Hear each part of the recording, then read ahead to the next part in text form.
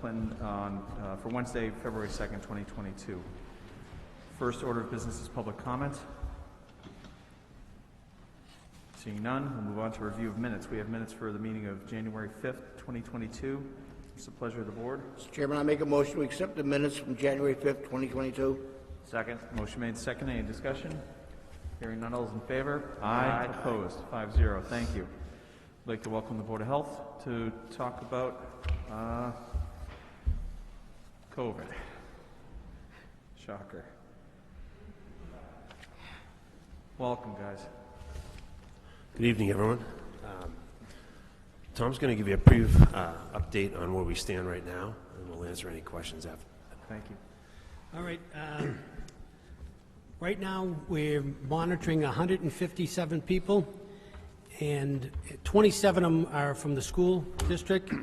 From January 3rd to January 31st, the people that were interviewed by the MPH COVID-19 response team, 5% of them were hospitalized. But 91.5% of the people had symptoms. The rest had no symptoms at all. We have an epidemiologist, Victoria Seltzer, and we have at least 8 tracers that are working for the MPHN. So what happened the first of the year, we secured a grant through the Massachusetts Public Health Network for $900,000. And with that, we hired an epidemiologist and 8 contact tracers to take care of all this tracing and phone calls. And what we're finding is the information they're getting, they're breaking it out even more so than we were. It's broken down by age, 5 years and younger, 5 years to high school age, adults, and they're getting a lot more information. They're conducting some pretty good interviews, and that's why we're no longer doing the numbers and the tracing. Because of that, and a lot of the home tests, people are just testing and quarantining themselves.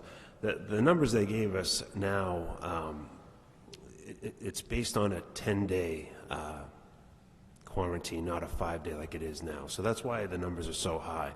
But what we've seen, at least with the schools, right after the holidays, they were up over 100 cases between staff and students. They're down to 27 now. So things seem to be trending in the right direction. We're pretty happy with the results we're getting from the epidemiologist and the team that they have. They're all experienced. They've been doing this for the last 2 years straight. So it's worked out pretty well. Starting this week, the school is going to be sending at-home tests for the staff, and next week they'll be doing it with the students. So students will be testing every Wednesday or Thursday before they come back to school. The results will go into a database. So it's shifted the way we're doing business now. It's not people testing positive and they're calling us and we're tracking everything down. It's a whole new way of doing business right now. So it's changed. It's always been changing on the fly. But what we've done is extended the mask mandate until February 28th. We're trying to stay right along the same lines as the schools. So we're not going to meet again until March 2nd. So we'll see where we stand at that point. We'll be happy to answer any questions you may have. I'll open it up to the board. Doing a good job. Thank you. Yeah, it's still moving around, so I appreciate you guys staying on top of it, using the regional resources. As far as what you have locally for supplies, anything like that, how are you on that? Well, Tom was able to secure some test kits from Fitchburg. We went up there a couple of different times, and we gave a case to the senior center, a case to Wheat, and we've almost all out of them now, but we were giving them to first responders, town government, trying to keep things running. We're down to the last probably 40 tests. We don't have many left. So if it's something that we want to purchase, I mean, we'd have to do it through the board of selectmen. Yeah. I don't know what the feeling is. We don't know which way this is going to turn. It wouldn't hurt to have some. and how you want to disperse them, but we'd have to sit down and talk and see which way you want to go with that. Sure. I mean, it seems like this stuff is, it's a very fluid market. When you need it, you can't find it, and when you don't need it, there's plenty of them, so I guess we should just, I mean, I'm not going to speak for the board. Michael, what kind of funding sources do we have for something like this? If they want to re-up, PPE and tests and things like that? Yeah, some of the federal money that we have, a lot of our new money does qualify for PPE. Also testing to keep government running for town employees, that would be covered by FEMA. Okay. If you wanted to kind of do a community distribution of test kits, that can be covered by ARPA money as well too. Yeah. Right. So. Well, I'm going to jump in. Right now, when we talked to Fitchburg, they bought like 75,000 kits, so they have at least 20,000 kits that, when we had a meeting this morning in PHN, if any town wanted to buy, all they'd have to do is reimburse them for their kits. So if you wanted 100, 500, whatever, it's just a pickup truck away to bring them down, and we have them here, and it's money that it goes to the Fitchburg Board of Health. It's not like you have to, we know they have them because they're in their cellar. Yeah. So it's not like you try to order them and then they say, yeah, we're going to get it to you in 6 months from now. So if it's available. Hey guys, do you have a number amount for, if you were thinking like what number of tests, if we purchased or approved to purchase now, do you have an idea of like what would be appropriate for us to purchase? Well, they're doing it with the school-aged children now and the staff there. I don't have a number for the school.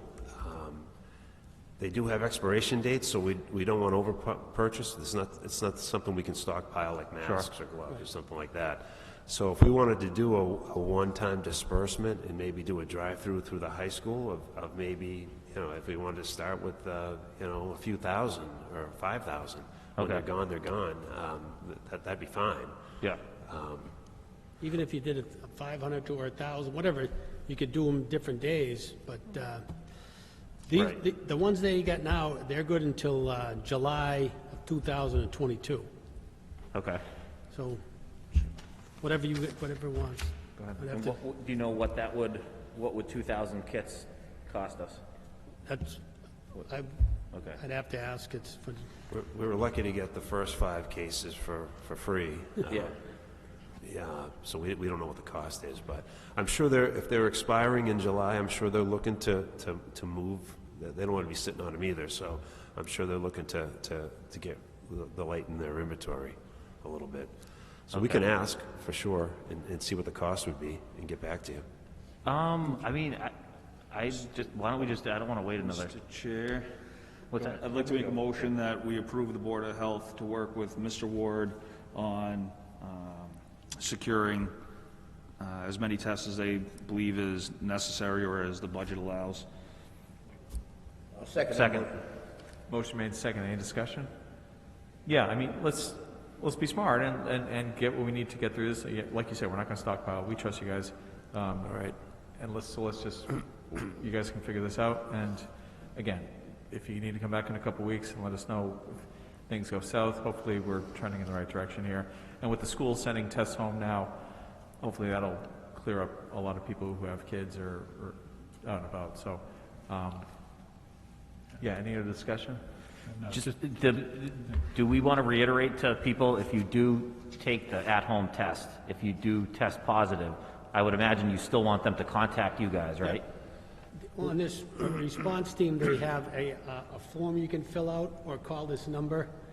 And the number is 978-602-2356. And you'll get somebody on the response team. Okay. So.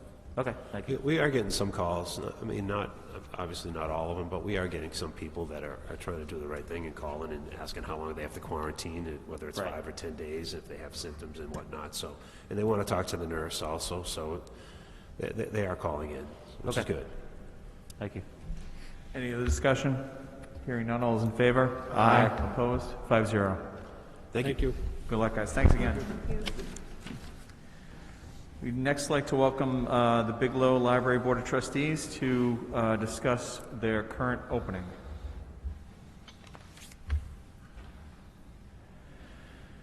Welcome. Hi there. So Wendy Neal, Chair of the Board of Trustees, Library Trustees. So we want to nominate Colby Armstrong to join our panel of trustees. And he knows the importance of the library. He's shown initiative. He's shown drive. He actually came to our last meeting, which was great. And again, believes in the library, wants to help serve the town. So I think he'd make a great candidate. So just so we're clear, this is an opening until the June election, and then it'd be we need someone. So it's right. So then he would, if he wants to continue on, he'd have to run for election, or it'd be open then at that point. Right. So we haven't had our February meeting yet, so it would be about 4 months, right? And then he'd have to run for. Does anyone have questions for Mr. Armstrong? Okay. Just to clarify, yeah, on this term, Mr. Chair, was up in June anyways. So normally, it would be appointment to the election, and then they'd have to run to fulfill the rest of the term, and then run again on a full term. But this position is already expiring in June.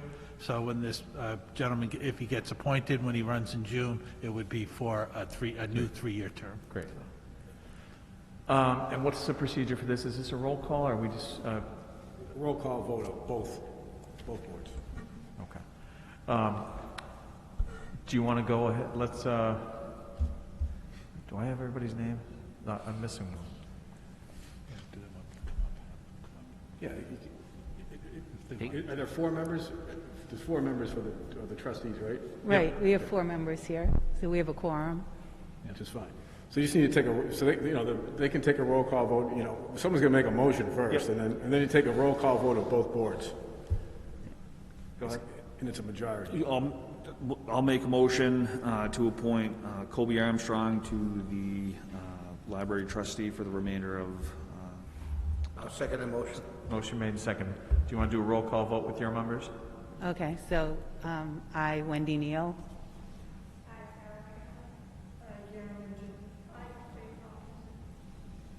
Ed? Ed DeVault, aye. Matt?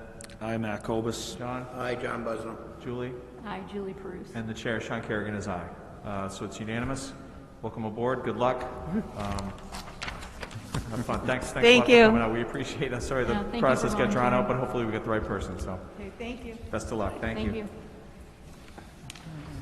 Moving on, we'd like to reconvene the public hearing for the utility pole installation at 55 Sterling Street.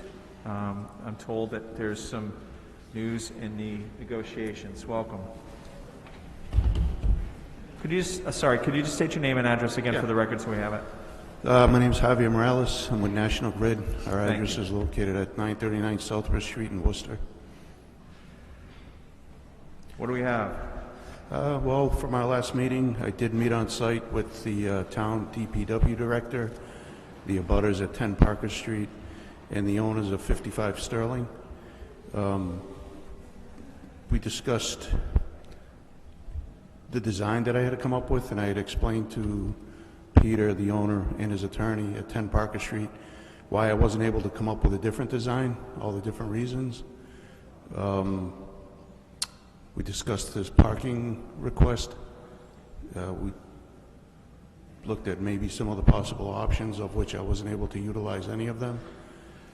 I also made an agreement with Peter to further look at his service after the Cunnings, the owners of 55 Sterling come off of that service that's there now. It's going to open up some space for him to be able to upgrade his building. I believe everybody was happy when we left the meeting.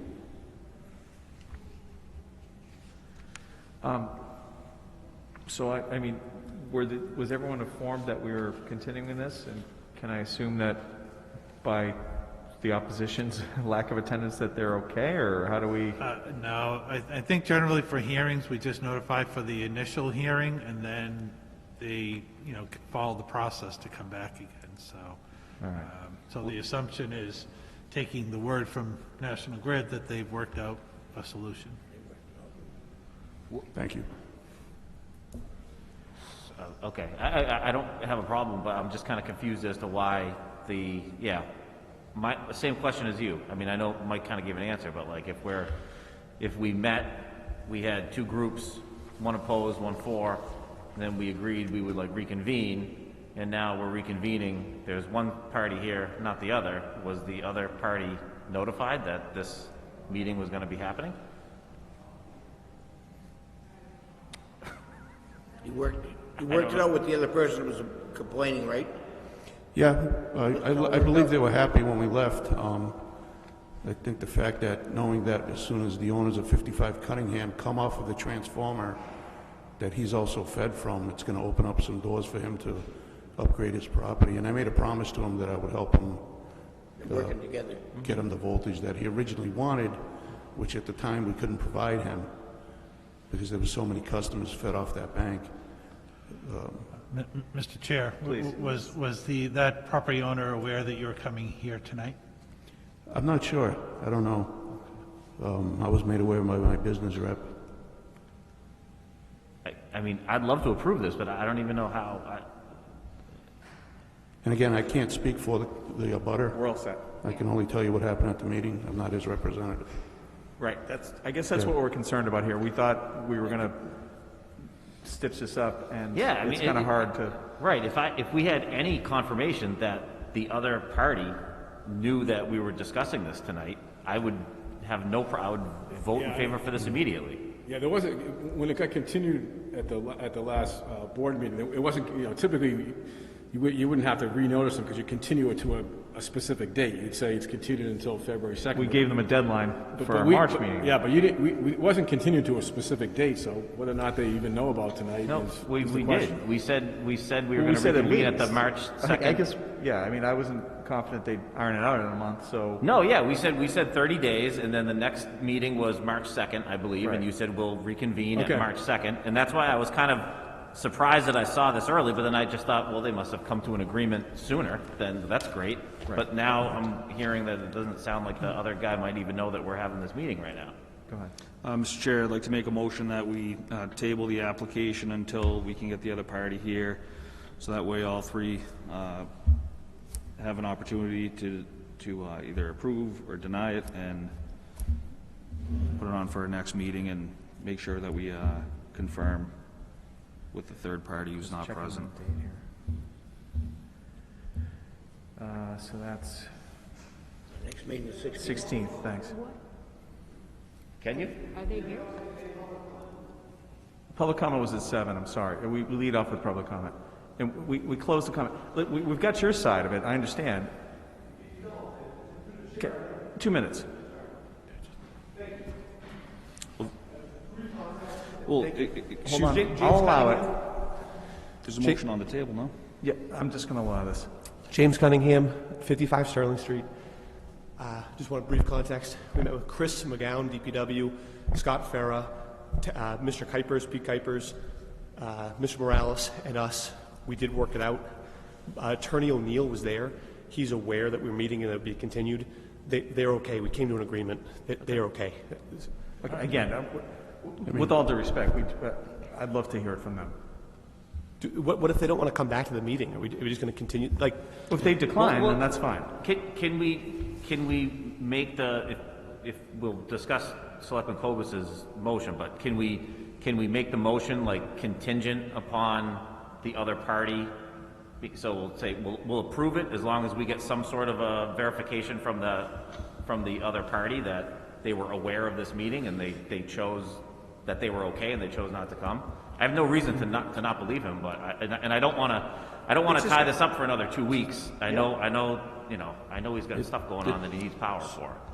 Can we make the amendment to it that for the next meeting, they're either here or they're not, and we can vote on it then to approve? I don't want to speak for Ed, but I think what he's trying to say is, could we amend the motion to approve it immediately if we can get confirmation from the abutters? Exactly. Like basically make the motion like we approve it unless we reach out to the other party.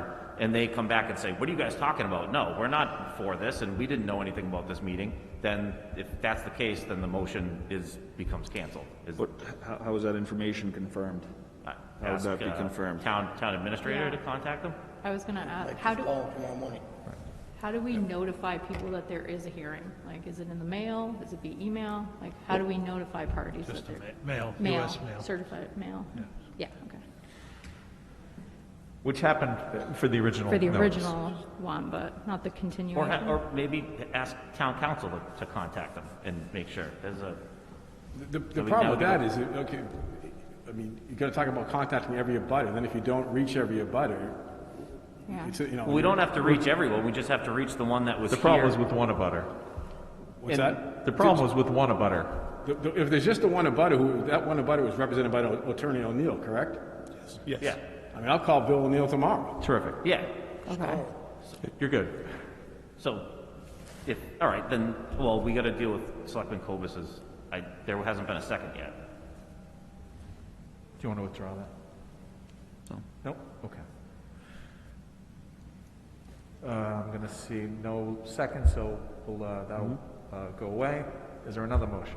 Mr. Chair, I'd like to make a motion that we approve this under the condition that the other party has been called and notified, made aware that this meeting happened, and make sure that they are in fact okay with the decision moving forward. Can we be more specific about that? Can I ask a question? Nope. Okay. Can we be more specific in terms of like who's calling who? Yep. Town council's going to confirm tomorrow that, I will reach out to Attorney O'Neill, and if Attorney O'Neill, who represents the abutter, says that yes, that's the agreement, then I'll let town administrator know, and Yeah, it can move forward. If Mr. O'Neill tells me something otherwise, right, then you'll hear about it. perfect, If that's the case, I'll second that motion. okay. okay. Motion made, second, any discussion? Hearing none, all those in favor? Aye. Opposed, 5-0. Thank you. Thank you, the chair. Next up, an update on the ALS Subcommittee researching paramedic service. This has been something, a bit of a long and winding road. Matt, do you want to lead out on this, or Ed, did you have specific questions? No, I was just kind of playing the part of interested community member. I was just curious where, we've been kind of talking about it for a while. I was just kind of curious where we're at. So we had, after the last time the committee met, I had spoke with Mr. Gibbons about if there's any technicalities with negotiating an open contract and collective bargaining and budgeting simultaneously. And I was told that we were going to discuss that during executive session when that came up. And that's, until that came on, we haven't had any meetings since. Right. Which I think we can discuss tonight, as we're due for an executive session to get started on several union contracts. I mean, one of the problems that we came up against, frankly, is, and again, one of these puzzles, is I think they're at capacity over there, and if we're going to hire additional people, does that inform how we're going to use surplus property or consider renovations? And again, do we do the renovations, or do we find the space before we approve the position, or do we approve the position not having a place for these people? I think those are things that come down the road. I think, the initial part of it in trying to figure out if we can, can we budget this while there's collective bargaining going on, and if the collective bargaining agreement is not, if that's not ratified, when the budget's ratified. So at that, I don't really see any point of exploring sleeping situations until we can confirm that we can do both simultaneously. Okay. So we'll talk about it later. To be continued, is that all right? Thank you. There's no administrative business. We'll move on to old and new business. The town solicitor has completed a draft host-community agreement with Naked Nature LLC to site a marijuana cultivation business at 75 Green Street in Clinton. There is a draft agreement enclosed in your packet. Before we, forgive me if this is out of line, but it's my understanding there's a bit of a revolving door down at this property, and I know we've figured this out as far as negotiating these host agreements, and it's maybe not that much of a stress on your office, but it does cost money, and if we're negotiating agreements and spending legal fees on agreements that are never going to be utilized, is this something the economic development director or the planning board or somebody can sort this out? If it's a revolving door at a certain property where people think they're going to set up business and either a landlord or pre-existing conditions are there where this isn't happening, is that something we want to keep spinning our wheels on? We do have provisions, like in this, the HCA before the board tonight, that has a provision in that the contemporaneous with the execution of this, they're going to have to pay $3,000 in legal fees to cover the negotiation of the HCA. So, we cover those fees. If they end up not going forward, then okay, So it's a free roll for us? Right, exactly.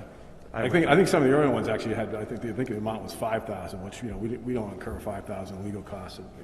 They're less now because we've negotiated, quite a few of them. But your point's well taken, is that, sometimes you negotiate these and they don't go anywhere, because we've had quite a few down at Green Street. Indeed. And this one, if the board recalls, is a small one. This is one of the micro businesses. Yeah. It's only 5,000 square feet. Okay. But this has been, they have, the applicant has, they reviewed it, they've approved it. So now if the board's inclined, the board can approve it tonight, and it will be signed by the town administrator. And then we're kind of at the mercy of them processing that through the state. Okay. And the other businesses are still pursuing space down there. Okay. There are several different floors, and it's a big building, so none of them are using more than one floor.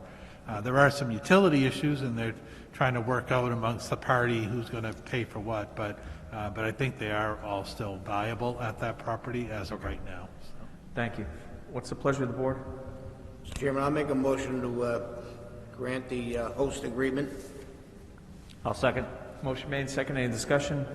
Hearing none. All those in favor? Aye. Opposed? 5-0. The College Church in South Lancaster is requesting a street closure for Walnut Street from Church to Union to conduct a wellness fair with blood pressure readings, cholesterol screening, and body mass index checks. Don't believe the body mass index. I'm obese. It's a load of crap. They serve the towns in Clinton, Lancaster, and Sterling, and had about 200 people from the public attend these type of events in the past. There will be healthcare vendors, food trucks, and activities for the kids. They're also using Central Park and agree to hire a police detail. I will ask the obvious question: do they have any church in our town, or they just they get a bigger crowd here than in South Lancaster? Yeah, I think it's just they have people affiliated with their church from Clinton. They don't have any property here. Okay. But that's the street closure is just from Church to Union, and it's a Sunday, which the traffic could be slower, and that section there is an ability to go around. The only thing that will be hampered would be the municipal lot, but then there are just two other churches in the municipal lot on that street. They are going to be in the park as well, so they're going to be in Central Park, and then they're going to have some food trucks and family activities in the street, almost kind of like a mini old home day type thing. So, but at least being a Sunday, I think the impact would be minimal or lessened. And forgive me, I don't have my full packet. Is there a date? I don't have August the date on my 14th, cheat sheet. 2022. Thank you. What's the pleasure of the board? Mr. Chairman, I'll make a motion, we grant permission to use the the street off as long as the fire and the police are okay with it. I'll second. Motion made and seconded. Any discussion? Just a question, Mr. Chair. So Yes. Mike, you said the churches that are in that strip, if they have services going on that day, they won't be prevented from getting access to their church? I mean, there's, what, 2 churches on that street? Right, there are 2 churches on that street, so I mean we can make that a condition that they, if there's that they can't block any services from the current establishments. Yeah. Can we amend the motion just to capture that we approve it under the condition that no church services they have to make sure that there's access to get into the church buildings? on the That's the street. amendment. Second for the amendment? Second. Second, let's vote on the amendment. Any discussion? Hearing none, all those in favor of the amendment? Aye. Opposed, 5-0. Any discussion on the motion as amended? Hearing none, all those in favor? Aye. Opposed, 5-0. Thank you. Continue our feel-good tour, recognition of the good work that Greenlight Studio has been doing for live streaming coverage of Clinton High sporting events. Ed? Yeah, I just wanted to throw it out there, see what the rest of the board thought, but just in continuing this tradition we're trying to get started of recognizing excellence, I think Greenlight Studios would be a good place because it's a collaboration between the schools and the town through the Public Access Cable Committee, and we've been working on it hard for a couple years, and it's really it's part of last year, and then I think this year with the football coverage and then the basketball coverage now, it's just really popped. And anyone that's watched it, I've just heard nothing but good things. And they have announcers and color people, and they do the instant replay, and it's a pleasure to watch a game, and it's really everything that we were hoping that this could be. That's kind of the vision that we had a couple years ago. So I think it would be worth reaching out to the schools and finding out their availability and getting them in sometime in the next month just to do another brief kind of little event that we did like for the people that were in charge of the downtown renovations. I think it would be appropriate to have them in here and just recognize the hard work that they've done and just encourage them to continue it. Ed, you're a little more connected to the school than I am. Could you come up with a list of people, Sure. like the announcers? Okay. Yeah. Great. If you want to send me that list, I'm happy to invite them to a future meeting. Okay. Provided it doesn't conflict with game coverage. We can certainly give them a little shout out. Thank you. And they're still going, just so people at home know. If you want to check out the YouTube, it's Greenlight Studios. Easy to find, and again, I agree, it's a great show. Greenlight Studios. It's still on the clock as far as reaching out to Clinton Hospital, as far as maintaining positive relations with them. Yeah, I just wanted to briefly talk. I don't know if we have any official person from the town that kind of is a liaison to the hospital, works with them, and if we don't, I don't know if it'd be, I know that they do have some community outreach programs that they do at the hospital. With the board's permission, I would like to just look to try to find an appropriate group or board or committee or something that we can join to be represented and be a part of trying to just help Clinton Hospital in any way that the town can. I think everyone agrees that having our own hospital in town is just it's an awesome thing, and we want to make sure that we can do everything to help them out to make sure that we can keep that service in town. So yeah, I'd like to just take a look find out what would be an appropriate venue or avenue for us to work with the hospitals and just get some kind of a representation, some kind of a contact point person that could just kind of stay in touch just to make sure if they have any issues, they kind of know exactly who to come to at the town. Yeah, I have to say, after the last woman, it's been a couple of years, but she was very, the last person in church, was it Deborah Weymouth? Is that her name? Right. She had a very public presence, and I have to say, I'm not sure who's in charge over there now. So I'm not sure if that's good or bad.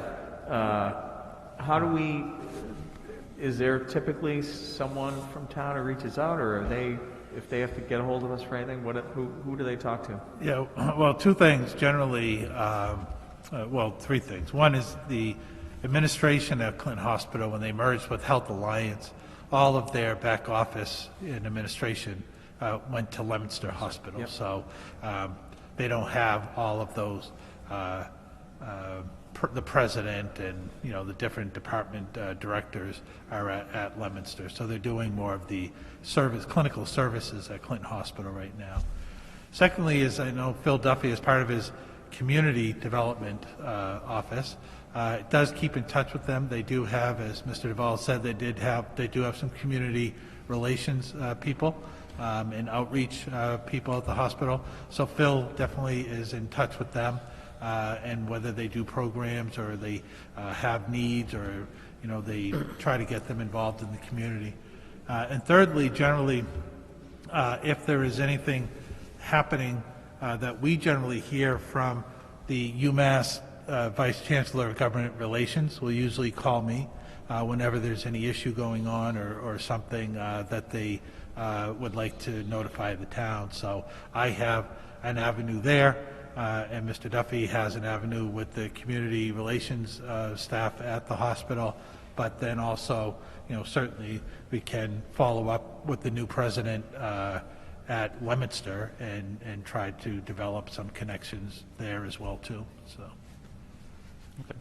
Yeah, I mean, it's just, I think that's great. We have those existing contacts. I think it wouldn't be worth just pursuing, seeing if it would, if there's any interest in having a selectman be a member of one of those groups or boards or whatever. That I haven't looked into it yet because I just wanted to get kind of the feeling back from the rest of the board, where everyone's head was at.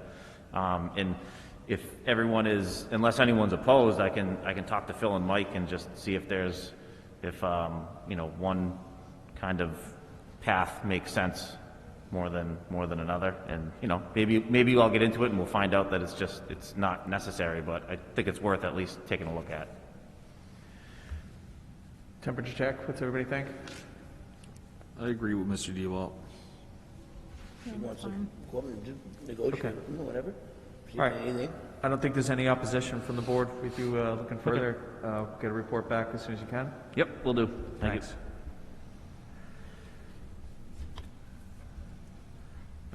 Moving on.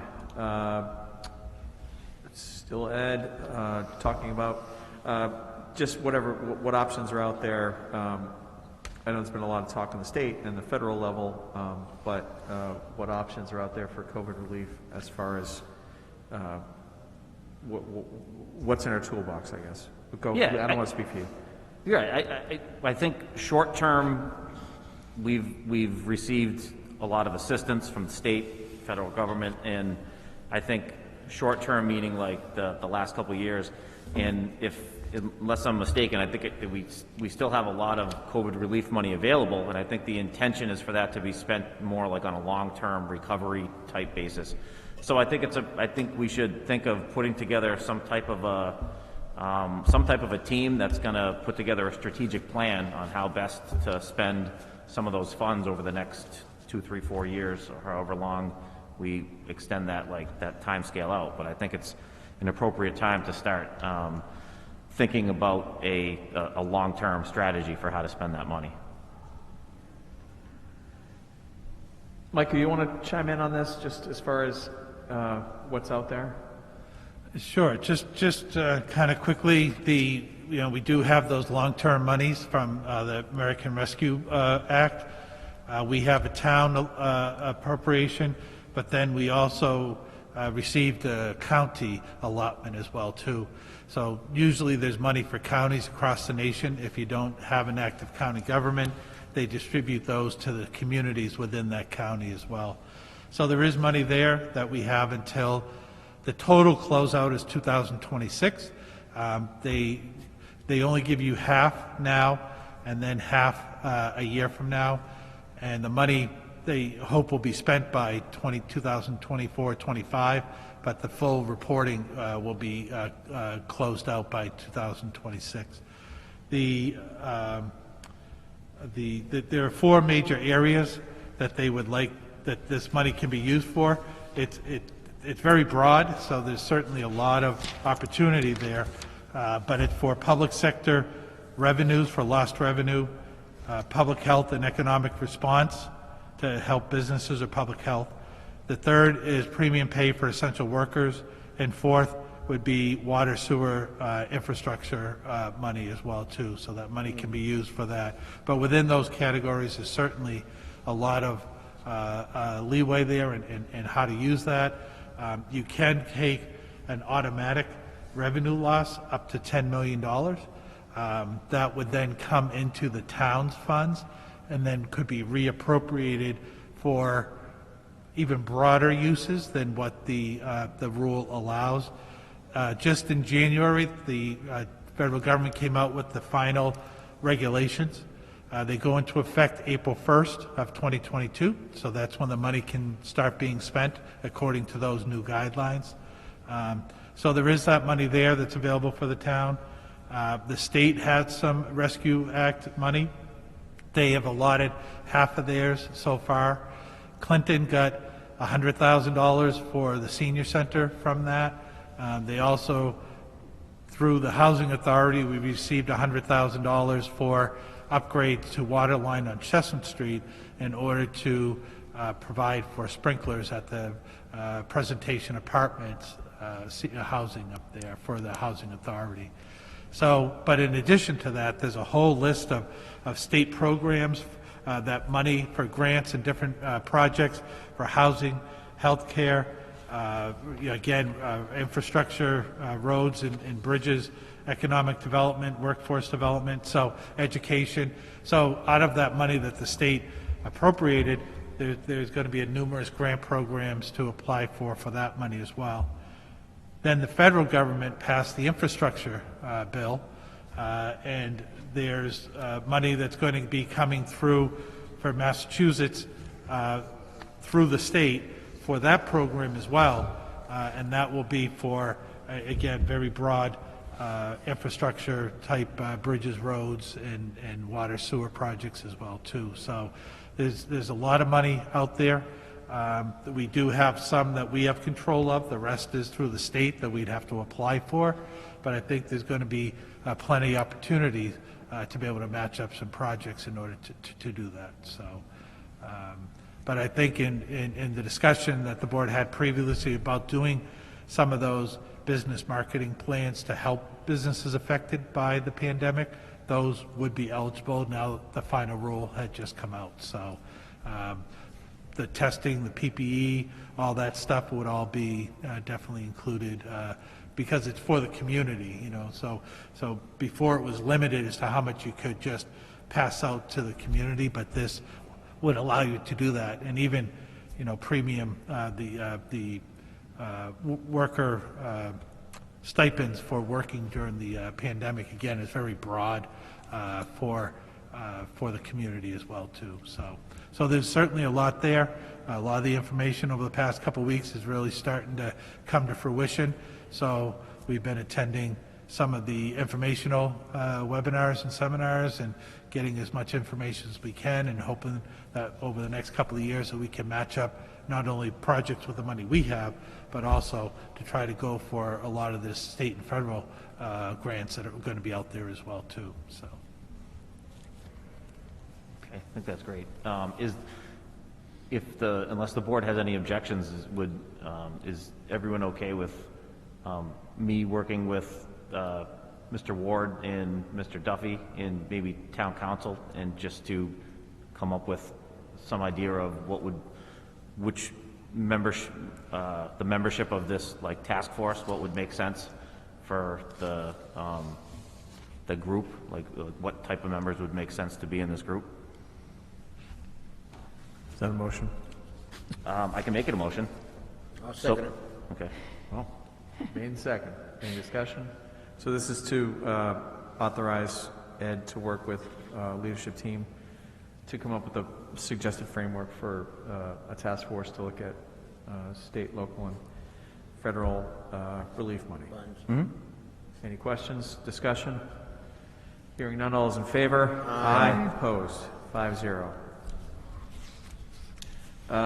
Continuing our ongoing discussion of the town budget, before you get started, Matt, I did run into the Finance Committee chair last night, and we discussed expanding our joint hearings to the big 4/5, and he's open to that. So Michael was there too. It was at the middle school meeting.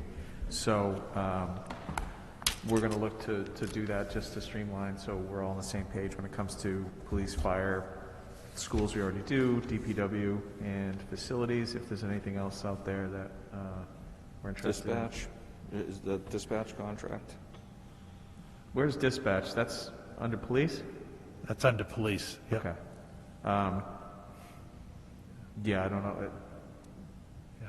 We'll get to that next Yeah, time. so I think it'd be good exercise to try. We've never done it before. Yeah. We've only done it with school, so we'll see how that works out. Okay. Again, maybe a little bit of a scheduling issue, but once we get that down pat, it should go smoothly. Great. The floor's yours. Matt, Sid, you had a question? I'm good. No, I'm good. What was it about? It was about open warrant articles. Yes? That's something that's already in place? Right, right, absolutely, yeah. That's something that we discussed last year with the board, and that's, all departments are going to give an update as to where they're at, what they got going, what they have left. In addition, then we'll see, part of it is to ask for what they want for the upcoming year. Yep. But we want to get a report on where they are within the outstanding projects right now as well, too. Again, we'll keep this on as a standing item until town meeting, if that's okay. Lieutenant Administrator, just to close this one out, hopefully, the streetlight portal update Yep. as far as where we are with National Grid and Yeah, just to finalize that, we did get all that rectified, which was good. Our problem was the company that was managing this, they were sold. They never notified us, so when there were some login issues, and we tried reaching out, and we kept getting no response for a while. Finally tried to do some investigation and found out the company was sold, so we made contact with the new company. All of the information, the program, and everything was still operational. It just got transferred to the new company. It's just that the passwords were wiped out, all the old passwords were wiped out, so we couldn't get in, but the new company could. So everything is up and running. We have access to it again now, and we're good to go. Yep. So. any questions from the board? Moving on. Matt was looking to discuss IT and cybersecurity. The floor is yours. Primarily IT. Okay. The cybersecurity was I was just inquiring Yep. if the town side was able to take advantage of the grant opportunity that the school department had as far as, essentially, I think, surveying the network to see if there's any phishing or other compromises. And, Yeah, what that is going to be, that was a state grant. We were going to apply for it on the town side because it was something I thought was a good exercise. That they asked, that the state asked that you try to collaborate in town and school to have one application instead of everyone doing it separately. So I contacted the school. They said they were interested, and their IT department wanted to do it on their end. So they asked if we would defer to them, which we were saying that was fine. But as long as we're both able to participate. So what this is going to do is this state portal will, it'll all just happen through this program that the state has, and they're going to be periodically through the year, they'll be sending out fake phishing emails to all the employees, and then try to take an assessment of who clicked on something they shouldn't clicked on, and then we can then focus on training for employee training to try to, give better information as to how to avoid getting into any trouble. Because as the state, has recognized that most of the problems that happen with ransomware and cybersecurity, it's all being invited in most of the time by employees clicking on bad links or opening bad emails, and that's where most of the problems occur. A lot of the equipment, we have all firewalls and protection, and most of the networks are fairly protected, not that anything's 100%, but our network is fairly protected. It's the user where we have to try to focus on that they're not then giving permission to the virus to get into your system. So I think it's a good grant. It's great. It'll be over the course of the year, and like I said, I think it's like maybe 4 times a year they'll do this practice of sending out the emails and try to keep all of us on our toes. That we try to avoid any problems. So yep. So that worked out. Perfect. So then on the IT side of it, just through the evaluation committee, there had been discussions about, assessing the current infrastructure and the contractor, and the more that I thought about it, I think there might be an opportunity for us to kind of maybe put together a little committee to look at the practices that involve technology, whether it's devices, software, hardware, and just to see that, our infrastructure meets the needs of the town. And, ultimately, what I would recommend is that, as an objective, is basically seeking opportunities and options to bring the network to the 21st century and bring recommendations to the Select Board for consideration. So just kind of assessing it that way. And even the purchasing practices. I know that, in one of our evaluations committees, there was discussions about how, depending on how the money is allocated to the budgets, it gives the departments a little more freedom on how they're purchasing. And I think, where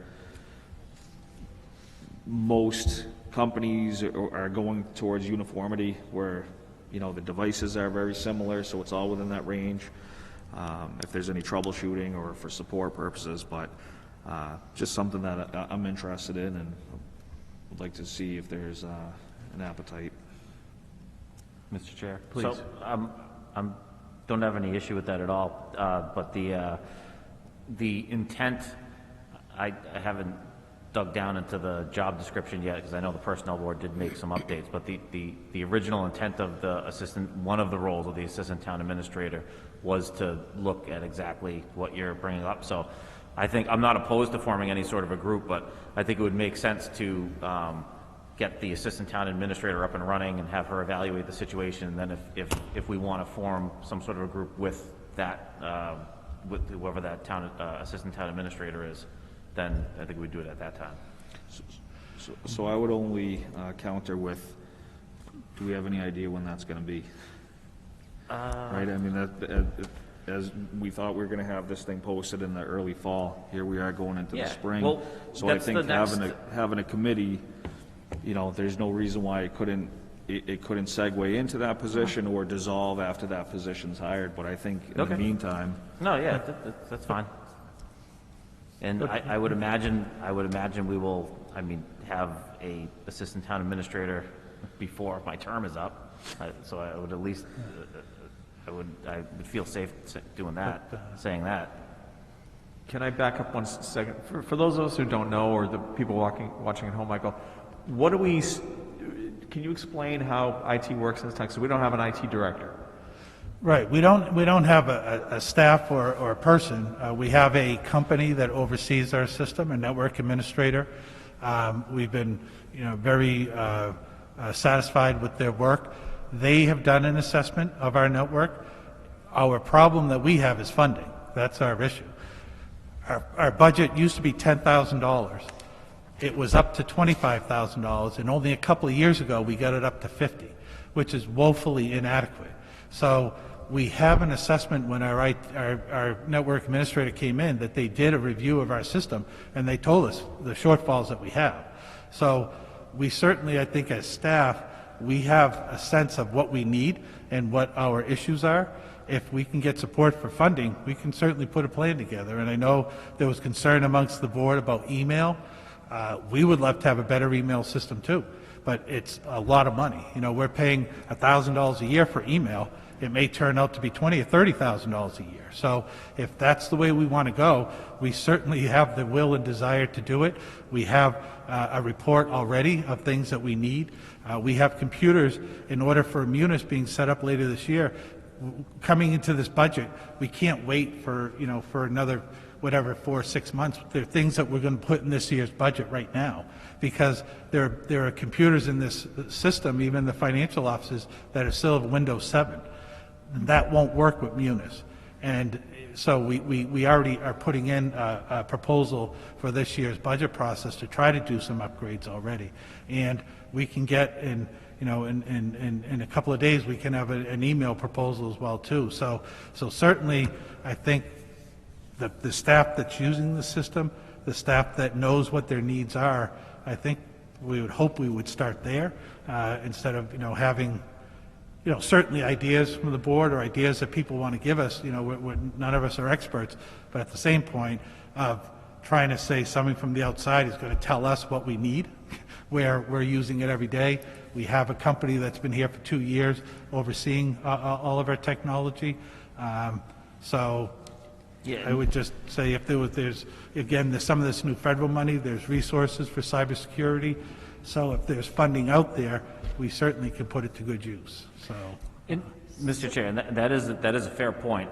The original plan was to do a survey just to get feedback from the actual people using the service, and that way that'll tell us, are we satisfied with the service we're getting, or did it grade poorly and we have to take a look at what are the things that we can improve on. So it might make sense. I know we temporarily tabled that survey because there were some other priorities that were more important, but to Mr. Ward's point, it might make sense to conduct that survey and get feedback before we make a decision on like forming any sort of a task force or something like that. Make sure that there's a problem first before we start diving into try to solve it.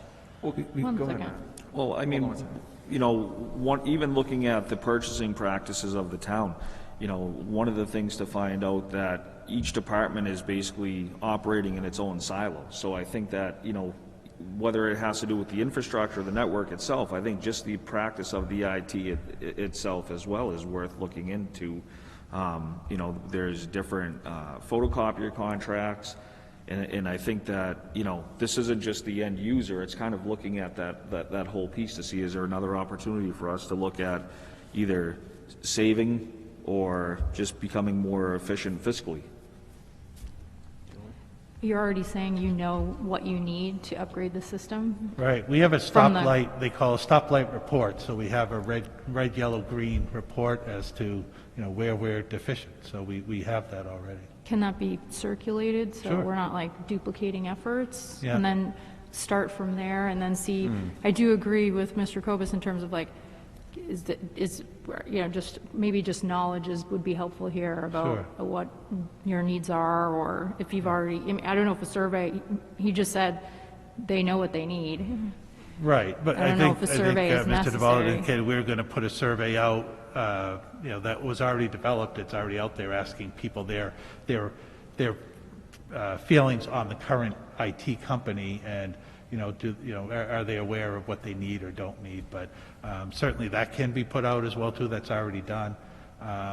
But we can circulate what we have. That's fine. The only thing I would just ask is just to try to keep it confidential, and that's another concern of having a committee or posted committee or public meetings as well, is that we don't want too much out in the public as to what our infrastructure is, and security, network security isn't a public record. It's under the confidential under the public records law for, try to prevent any breach or cybersecurity, or knowing what you have for protections or software that you're using. So Perhaps just a summary of what you Sure. feel you need. Yep. Because we seem to Absolutely. be having the conversation, but you're saying you already kind of have a good idea, and we'll be presenting that in terms of the budget.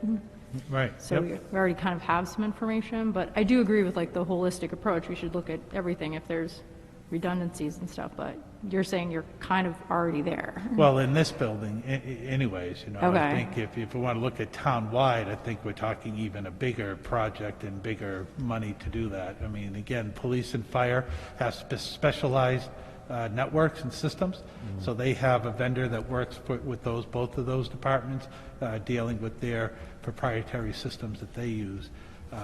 And then the other departments are small users, so...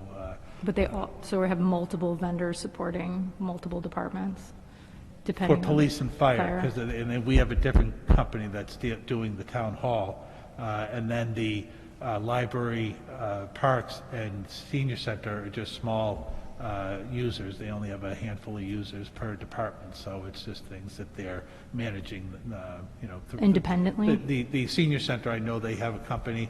I'm not sure the library, because they're a different elected board. I don't know what they have. And Parks and Rec only have 2 users, so. Okay. Is that what your point is? Like, we Well, have, I was just looking at, the photocopiers at Parks and Rec or the photocopiers up here, they all seem to be, they have different contracts, right? And we have, the school department has a contract with Xerox, so it seems, where our services that we're paying for seem to be at the highest price point because they're small departments. So can we leverage any existing contracts or negotiate relations that we have to try to help provide the town like, leverage our additional scale? service? So it's Yeah. it's more exploratory, but I think Yeah.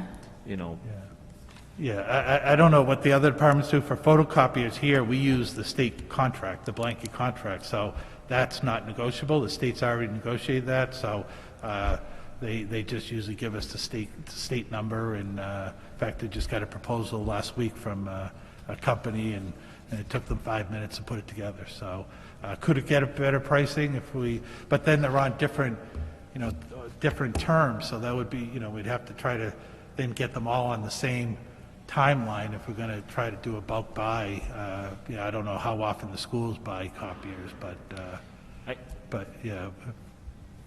I think no matter what we do, it makes sense to start just in the town hall. And then if we're get everything up to a point where we think that's adequate, then we can have conversations about possibly trying to do things more like universally across other departments. But I would just, I think reading the report that Mr. Ward is referencing, and I agree we need to be careful and take steps on confidentiality. So I don't know if we want to circulate it to everyone on the board.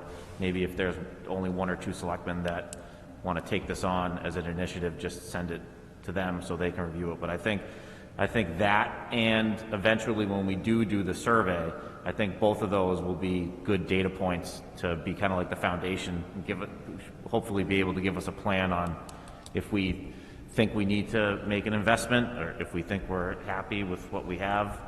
I mean, and not to undercut a potential survey here, but does anybody think that we should have?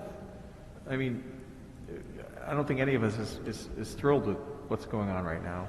No, but I think I'd rather get the actual data from the employees versus us just contemplating, thinking what the deficiencies are. I mean, the people that use the system are going to be the ones that are going to give us feedback on the things they like and the things they don't like.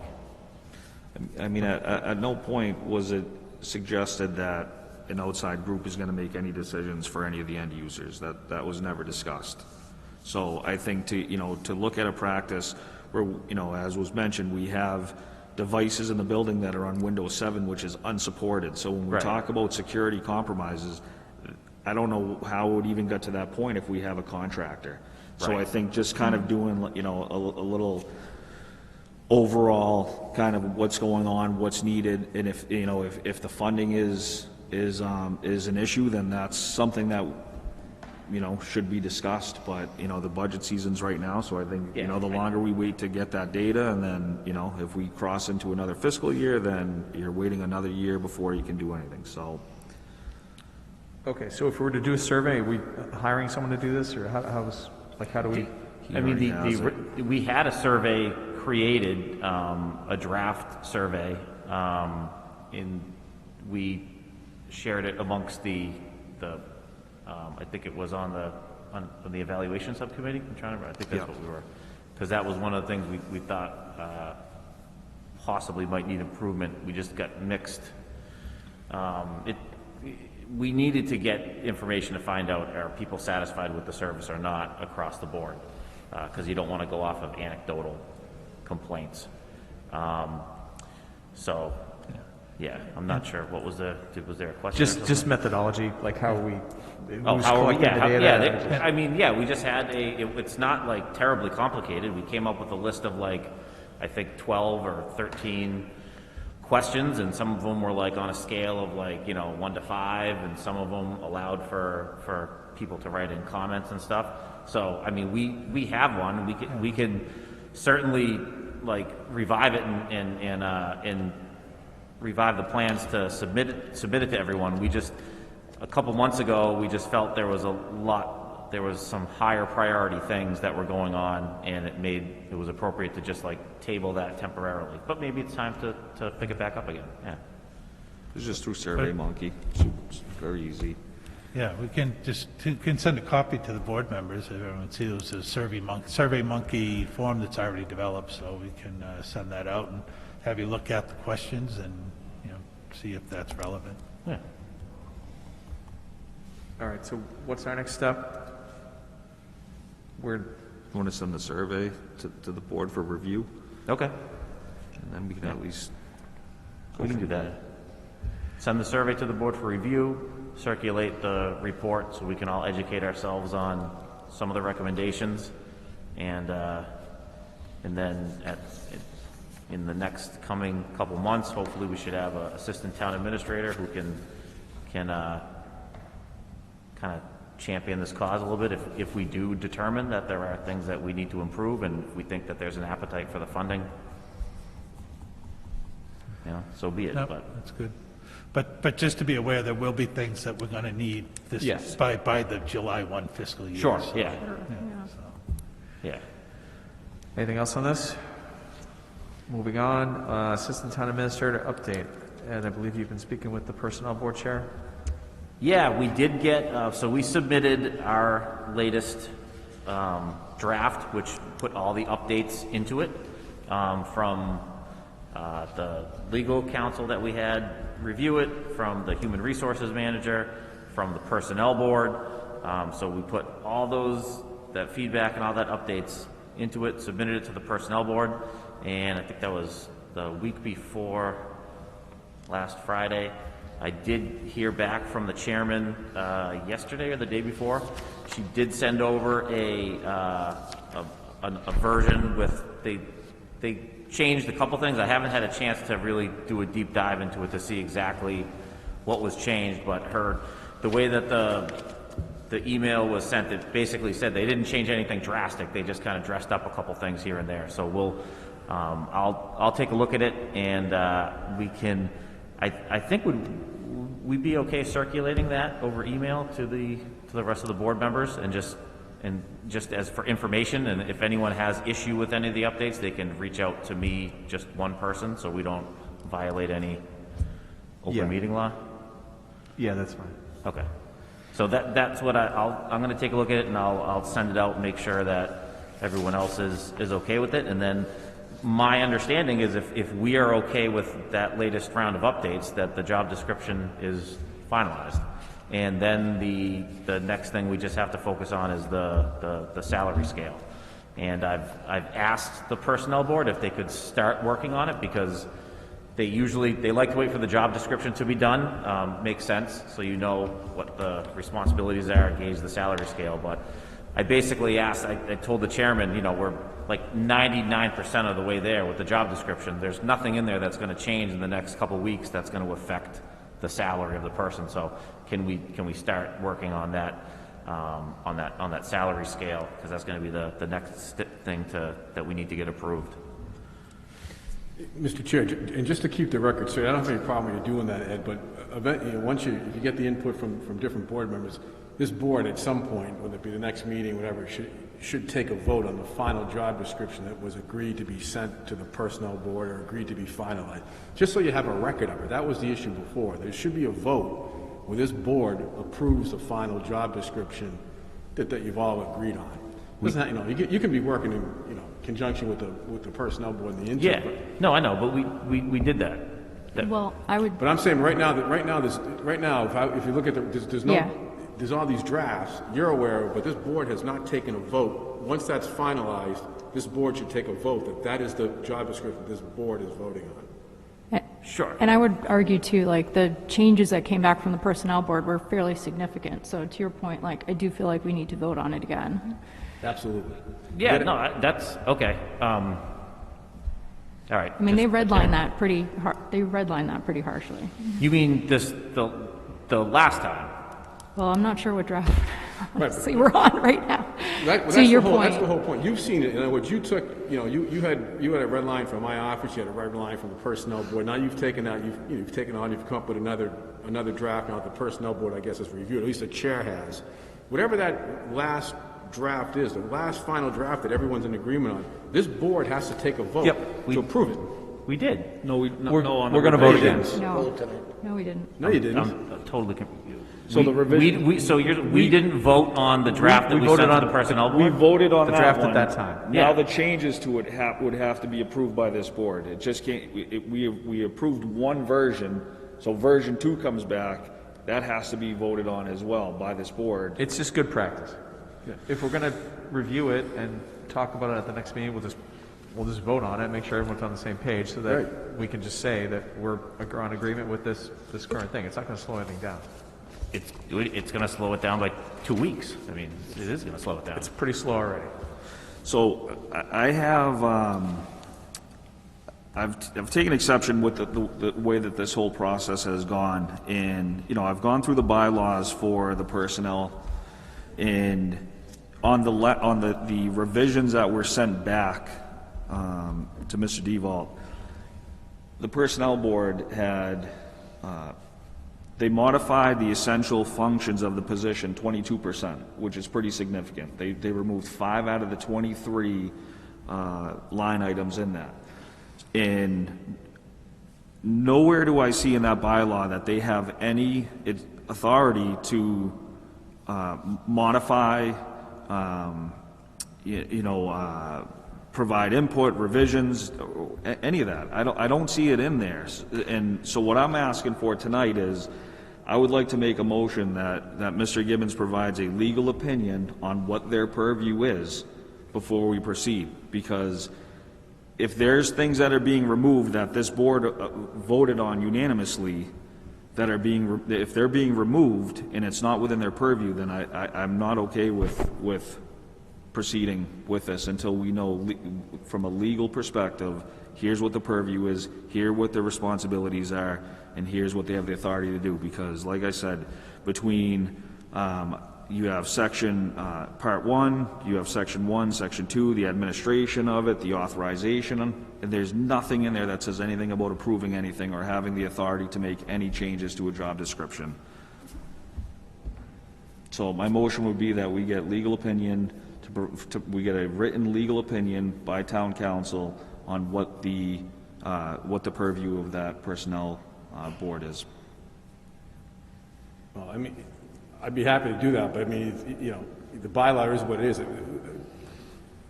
The thing, I don't think it's as black and white as you may want it to be. In other words, their whole thing is to fit these job descriptions within certain areas. In other words, so if they think there's overlap, when they strike something, they need to have.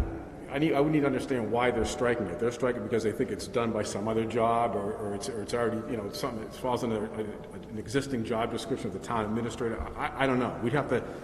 I didn't see any of their comments, to be honest with you. I had the initial draft. My office did a red line. I didn't see what the personnel board changed. I haven't seen any of that. But I mean, we could do that. But I don't think, Matt, it's going to be as clear as you're going to want it to be. Because when we look at the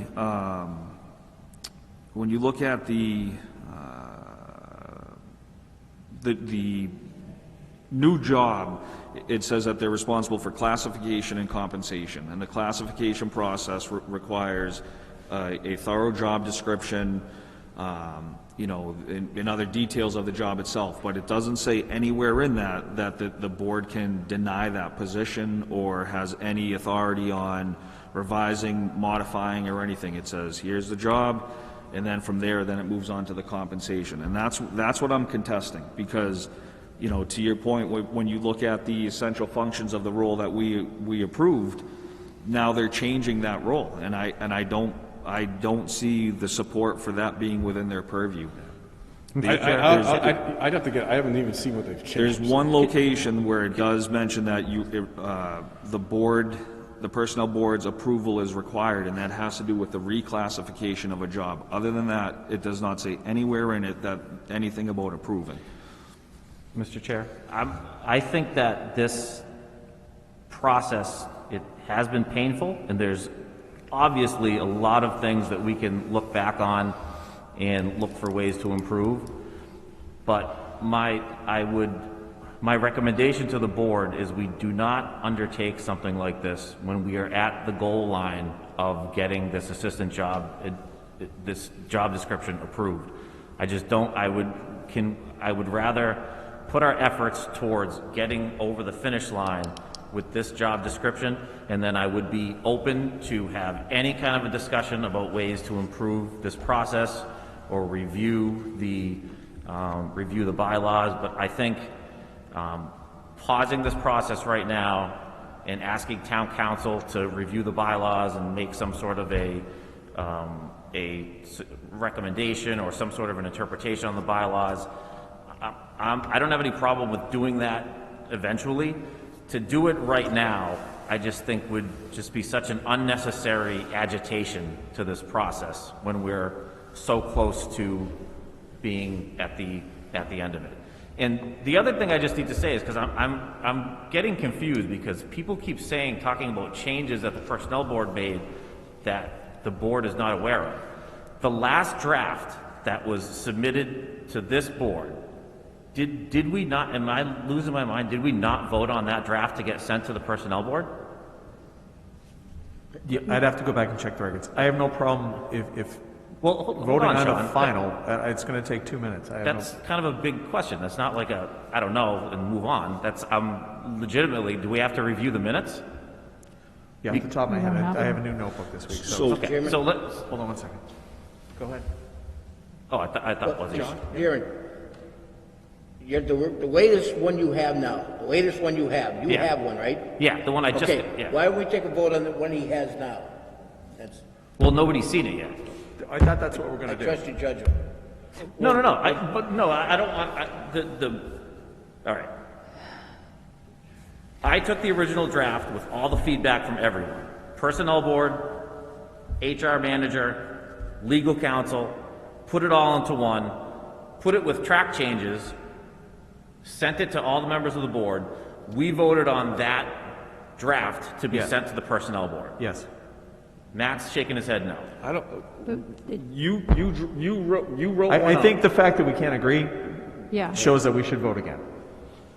Especially No, if the it shows personnel... we should look and see what we did. We don't We- vote the- again just because the we one- forget what we But we voted. get changes from Lisa last night. Yeah. Well, it's people are making these insinuations that like there's this draft going around that had updates in it that Yeah. no one on the board saw and that we Well- didn't vote on. And I'm saying we did see it, and from my recollection, we voted on it before we sent it over to the personnel board. Yeah, Did but they've everyone made get- changes since Right, they made changes since.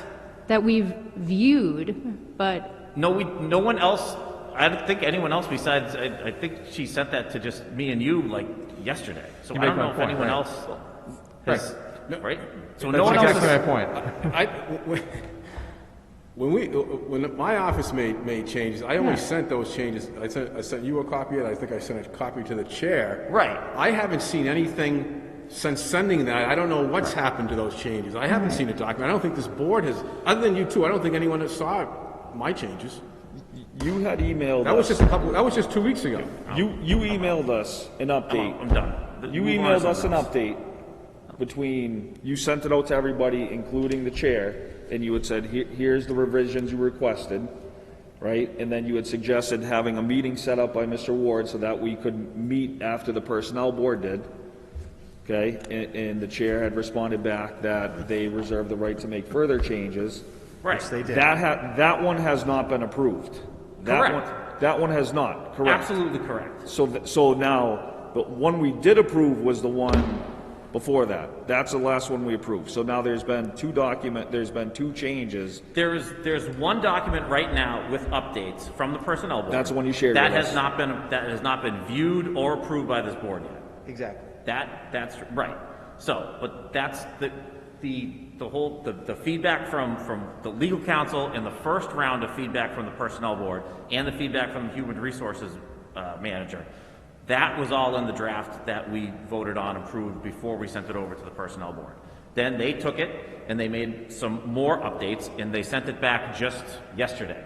We just got a copy of the updates that they made to that job description. So when we first started talking about this, what I asked was, can I just send that latest update out to the rest of the board members, and if they have any objections, they can contact me, or do we have to have, or do we want to wait until the next meeting to have a vote? I was trying to save a couple weeks, because I don't know, from my quick review of it, I didn't see any significant changes, and the Personnel Board Chair said that there weren't any major changes, that there were just minor things that they changed. And I have full intentions for everyone to see those changes.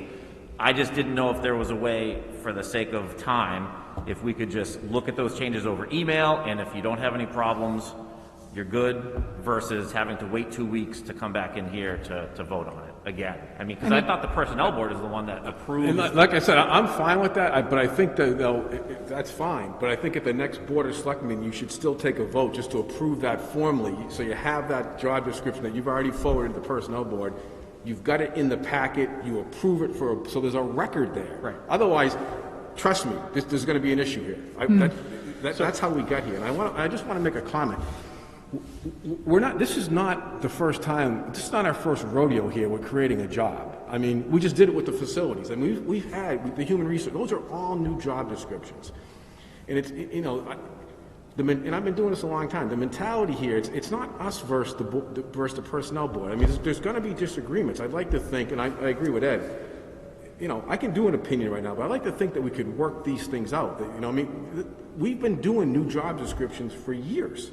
And this is the first time it's really ever come to this. It's unfortunate, but in my 15-plus years, we've never had this issue before. And I'm not pointing fingers, but whenever we have, you know, these issues come up, I like to think that the boards, we should all be rowing in the same direction. We're all working for the exact same town. I like to think that the boards could work it out. And here, I think we've gotten there. It sounds like we finally got there. We had to get over some hurdles, but we're there. And I think this one was unfortunate. It took a lot longer than I think anyone ever thought it would to get this job description through, but, you know, maybe we have to go back and there's some lessons to be learned here. I mean, and we can meet later and talk about them, but I have some things that I've seen that transpire that I think in the future we'd want to do it definitely differently. Right. For one thing, the Personnel Board should be brought in very early on when we're talking about the job description, I think, just as Okay. just so they're aware of it. But we'll leave the we debrief. can talk about, there's a million things. We can do the debrief at another time. There's a motion on the floor. Is there a second to pursue legal opinion on the Personnel Board? Seeing none, we'll hold off on that. Go ahead. What are we doing? There was a motion on the floor to ask legal counsel to if you want to repeat it, Matt. Yeah, so the motion was to have legal counsel provide a written interpretation of what the bylaw is to determine whether or not the Personnel Board has the authority to make any changes to a job description that was submitted to them. And that's where we're at. Okay, motion. Is there a second? Again, hearing none, we'll hold off on that for now. I think there might be support. It might be a timing issue. I'm not going to speak for the board.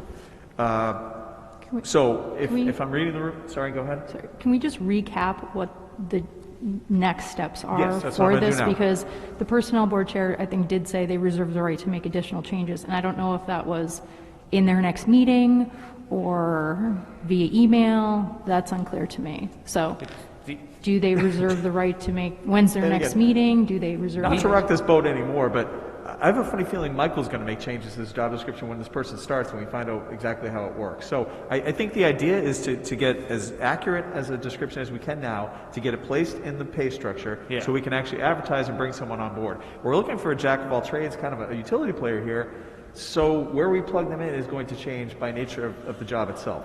So the fact that both sides are getting super hung up on this kind of bums me out, but I'm willing to play along just to get this through. Right now, we have a job description with some changes, however substantial, we don't know, from the Personnel Board. Correct. We're going to circulate that. Yep. If there's major changes, we're going to hit pause. Otherwise, we can continue on that road. At the next meeting, we're going to get a formal endorsement of it, so for the record, so everybody's okay. All right. Is that accurate, Bob? Sounds accurate to me. Okay.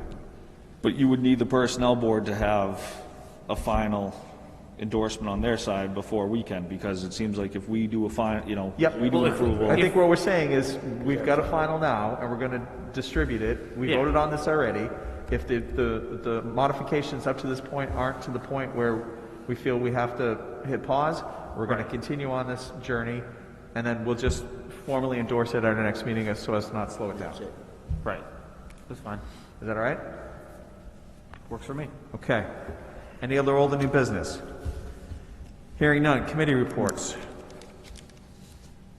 Do we, I'm trying to think. Well, I mean, it's not an official committee, but we did, I just want to, I emailed Mike to tell him to thank Phil. We had our first, and Julie actually was part of the meeting too.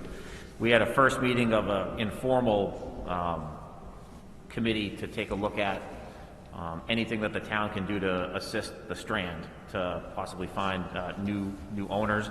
And then even when there are new owners found, can this committee, what kind of a resource can this committee be to help the new owners to stay in business and possibly come up with some community ideas throughout the year?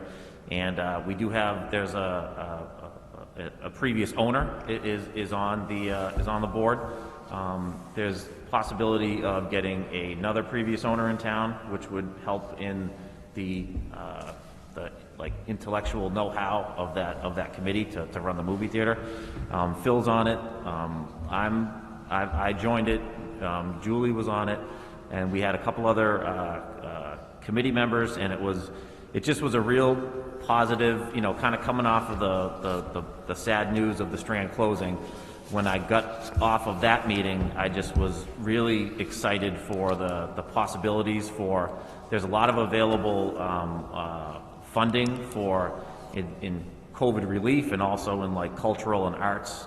There's potential that our Director of Economic Development is going to be looking into to see any funds that could be appropriately directed towards the Strand. We had talks about possibly kind of tweaking the business model of the Strand. So it was just a real positive meeting, and we have another one on the book scheduled, and we're just hoping to do everything that we can to help the building owner find a new engaged ownership group as soon as possible and see what we can do to assist in any renovations or anything that we can assist in to help get the Strand revitalized and up and going again. Thank you. Any other committee reports? Hearing none, we will be adjourning from open session, going into 2 executive sessions, one under Article 3 of the Open Meeting Law for collective bargaining preparation, one under Article 6 of the Open Meeting Law for to discuss, I think that's negotiation, for landfill property, ongoing situation there. We'll be returning to open session for the sole purpose of adjourning. There'll be no other business taken in open session tonight. So I will accept a motion to enter into executive session under Article 3. Second. Motion made, seconded. Roll call vote. Ed? Aye. Matt? Aye. John? Julie? Aye. And the chair is aye. Our next meeting is February 16th. Thank you and good night.